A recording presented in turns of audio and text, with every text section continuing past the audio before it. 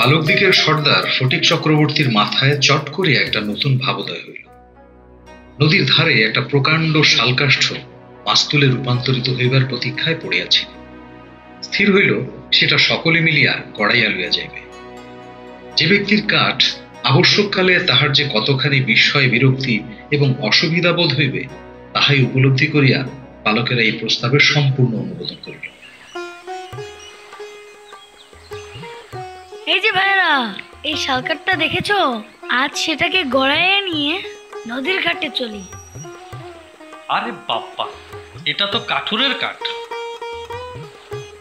আর তাতে কি, আজ নায়ক হব আমরা, যেই নায়কেরা কাঠ গড়ায়।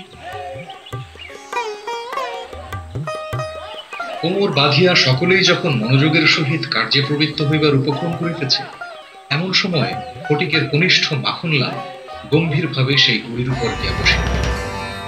ছেলেরা তাহার এইরূপ উদাসীন্য দেখিয়া কিছুটা বিমর্ষ হইয়া গেল।